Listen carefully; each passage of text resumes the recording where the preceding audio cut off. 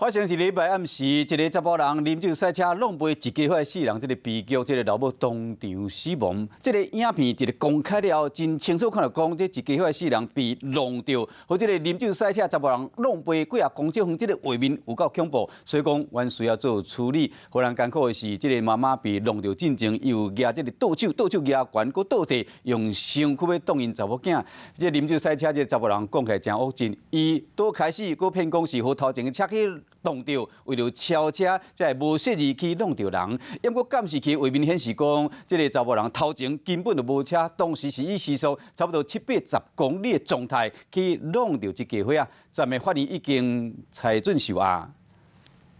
画面当中，姓范的小姐规家伙4个人等车流减少，要过车路，想袂到就伫等其他车辆经过时，姓黄的查甫人驶百万名车拢无减速，直接冲过。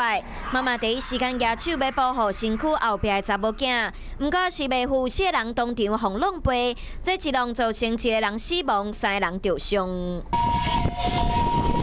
26号暗时发生伫高雄河东路国民路口这件重大车祸，肇事姓黄的驾驶第3摆啉酒赛车，伊到案的时阵讲，自一台白色轿车正并超车，才弄到4个人。不过，即马上新的画面显讲，迄台讲的白色轿车早就通过啊，根本毋是视线互挡掉咧，才肇事。检方讯后以杀人罪嫌向法院声押禁见。被告饮酒后竟能心存侥幸，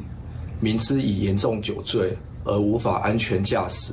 仍执意驾车，涉犯刑法第271条杀人既遂及未遂罪。不过，高雄地院法官审理了后，改变法条，依酒驾致死罪嫌温存羁押，无禁见。涉犯酒驾致人于死罪的罪嫌重大。若是以杀人罪判定，姓黄的查甫人要面对10年以上的有期徒刑、无期徒刑或者是死刑。不过，法院以酒驾致死罪嫌温存羁押，是罚3年以上10年以下有期徒刑。不过，律师嘛讲，若毋是头一摆啉酒了后赛车，可能会加重到上悬面对15年的有期徒刑。不过上尾啊，要是要等法官来做判断。